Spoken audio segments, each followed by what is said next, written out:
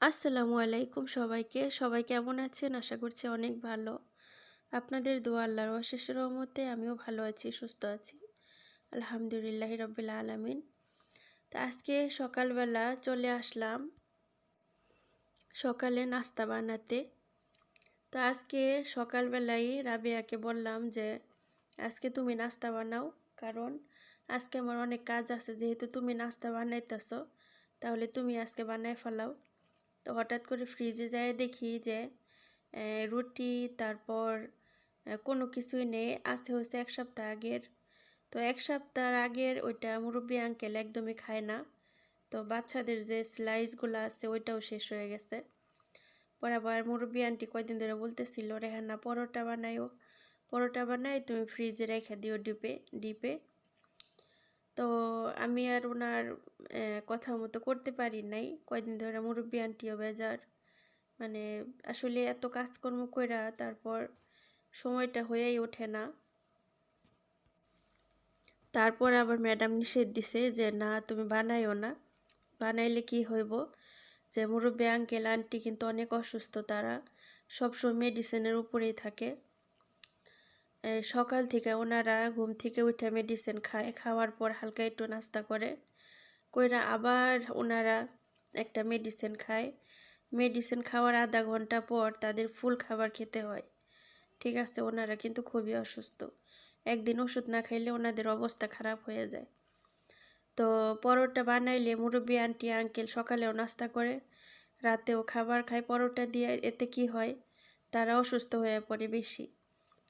আর doctor ওনাদের তেল জাতীয় খাবার খেতে একদমই নিষেধ করছে, তেল বেশি, লবণ, এইসব জাতি।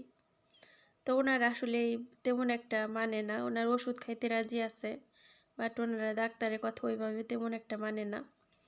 আবার ওষুধ খায় সব সময়, পরে সব কিছু ঠিক হয়ে যায়। তো মুরব্বী আন্টি যেহেতু পছন্দ, তো আমি আজকে বানাইলাম যে পরোটা বানাই তাহলে। এখন তো সকালবেলা। তো মুরব্বী আন্টি দেখেই বলতেছে, রেহানা কয়টা পরোটা রেখে দিও ডিপের মধ্যে, তোমার আঙ্কেল মাঝে মধ্যে নাস্তা করতে পারবো। তো আমি বললাম যে ঠিক আছে, আমি কয়টা বানায় রেখে দিবনি। তো আজকে ওই যেভাবে তেল কম লাগে ওইভাবে পরোটা বানাইতেছি, দেখি আপনাদের সাথেও শেয়ার করি, আপনারাও দেখুন কেমন পরোটা বানালাম। তো আমি যেই সিস্টেমে পরোটা বানাই, আসলে এটা বাংলাদেশেও খায়, কিন্তু বাংলাদেশের স্টাইলে বানায়। কিন্তু আমাদের বাংলাদেশে কি হয়, তেলটা বেশি, তারপর হচ্ছে ঘিটা বেশি দেয়। এখানে ঘি তেল মিক্স করে তারপর আমি পরোটা বানাই, দেখেন একদমই তেল নাই। ঠিক আছে, তেল নেই। তো ওনারা যেহেতু ডায়েট করে, তারপরে তেলটা কম পছন্দ করে, তার জন্য আমি কম দিই। হয়তো অনেকে আমার পরোটা বানানো পছন্দ করেন না, কিন্তু তাদের জন্য আমার এইভাবে বানাইতে হয়। আর অনেকটা সফট, কিন্তু এই যে সফট, ঠিক আছে, সফট অনেক। তো আলহামদুলিল্লাহ পরোটা বানাই নিলাম। অলরেডি মুরব্বী আঙ্কেল রে দিয়ে দিছি, 2টা মেয়ে খেয়ে গেছে, আবার স্যার খেয়ে গার্ডেনে চলে গেল। আলহামদুলিল্লাহ এখন ম্যাডাম আর 2 মেয়ে বাকি আছে। আলহামদুলিল্লাহ। شوف سلطة. هذا أيوة بتاعتين كلها أيوة ما شاء الله. أيوة هذا كمان إيش؟ منه هجيب ده تجيب وانا بره أيوة ما شاء الله. أيوة كم কয় পদের সালাদ আছে দেখেন, মাশাআল্লাহ তাবারাকাল্লাহ।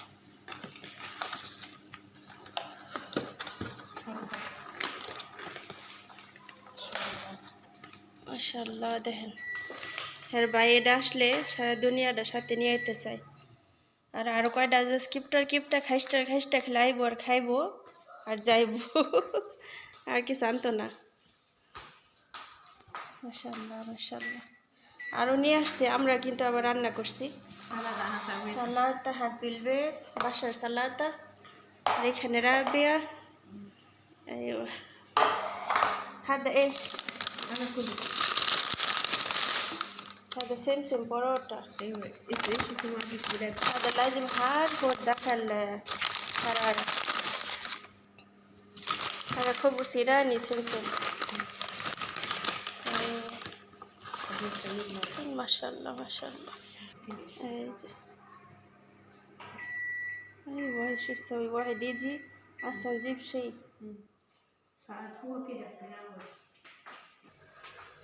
রান্না করছি হয়েছে, সবজি রান্না করছি খোদরা, আর এখানে টুনা মাছ ভুনা করছি, শুটকিটা আর কি, মানে ভিজা শুটকিটা। আর এখানে সাম্বল সেরি রান্না করছি, আর এখানে সাদা ভাত রান্না করছি। তো আজকে কথা ছিল আজকে বাসায় খাওয়া দাওয়া করবে না, হুট করে ওনার ছেলে বলতেছে, মুরব্বী আন্টির ছোটো ছেলে, যে আমরা আসতেছি। আর এখানে নিয়ে আসছে হচ্ছে মাছ, এই দেখেন কত বড় মাছ নিয়ে আসছে, মাশাআল্লাহ মাশাআল্লাহ। দেখছেন খালি লবণ দিয়া, খালি ভাজা লবণ দিয়া, ব্যাস আর কিছু নাই, দেখেন এই আর কি। আর এদিকে মেহমানদারি শেষ করে তারপর টেবিলগুলা সুন্দর করে মুছতেছি। আর এই টেবিলগুলা কি হয়, মানে অল্প একটু কোনো কাজ করলেই, কোনো কিছু রাখলেই মানে হাতের একটা টাচ পড়ে যায়, আর বিরক্ত লাগে, বারবার মুছতে হয় বারবার মুছতে হয়। আর এটার মধ্যে যদি একটু ডিম কিংবা একটু মাংস কিংবা মুরগি এগুলো যদি খাওয়া যায় তাহলে টেবিলটার মধ্যে অনেক গন্ধ করে। তো তার জন্য স্প্রে দিয়ে করতেছিলাম, মুছতেছিলাম, কারণ যে গন্ধটা থাকে বাসার কেউই পছন্দ করে না, ভালোই লাগে না। তো আলহামদুলিল্লাহ রব্বিল আলামিন, আজকে দৌড় দাপ পাইরা অতি তাড়াতাড়ি করে আমি এই ইয়াগুলা করলাম, এই কাজগুলা শেষ করলাম। আজকে আর রাবেয়ার অপেক্ষায় থাকি নাই যে ও কখন কোনটা করব, এটা করি নাই গা। তা আমি যখন যেটা করছি সাথে সাথে করে ফেলাইছি, এতে কি হয়, মানে কাজ করতে সুবিধা হয়, তাড়াতাড়ি শেষ হয়ে যায়। তো আজকে আর ওর অপেক্ষায় ছিলাম না, তার জন্য আমার আজকে রান্নাঘরের কাজকর্ম তাড়াতাড়ি শেষ হইল। তো আজকে আবার সন্ধ্যার পর পরই আমার উপরে চলে যেতে হইব, আজকে অনেক কাপড় চোপড় আয়রন করার বাকি আছে। তো রাবিয়ারে বললাম যে তুমি একটু কিচেনের কাজগুলো শেষ করো, আমি যাই। ও জানি কেমন বেজার হয়ে গেছে গা, তো বেজার হয়েছে দেখে বেজার না করাই ভালো। আজকে 1 সপ্তাহ 2-3 সপ্তাহ হয়ে গেছে আমি ভালো করে আয়রন করতে পারি না, অনেক কাপড় চোপড়।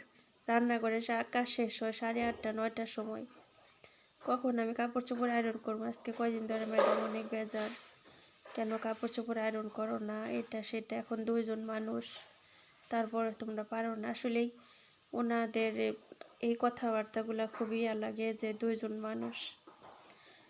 মানুষ হইলে কি হইব, তারপরে কিন্তু কাজ কিন্তু অনেক আছে। মুরব্বী আন্টির পিছনেও লং টাইম বেশি থাকে, এই আর কি। সুবহানাল্লাহ। তো দোয়া করবেন সবাই। এদিকে রাতের বেলা নূরের জন্য মেকানিক করতেছি আমি। আর এখানে মেয়েদের জন্য ফাতেমা আর শিফার জন্য চিকেন বাছতেছি রাতের বেলা, কারণ এটা ওরা কি বলে পছন্দ করে অনেক বেশি স্পাইসি এটা।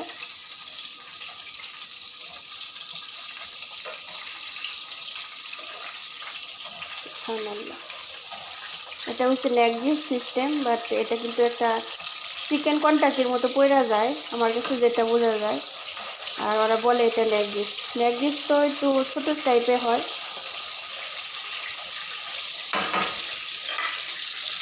আর নূর একদম স্পাইসি খাইতে পারে না, একদম মরিচ পছন্দই করে না। একটুখানি যদি একটু মরিচ পায় তে খাওয়া বন্ধ হয়ে যায়। তার জন্য ওর জন্য হটডগটা আমি করতেছি, বয়লিং করতেছি।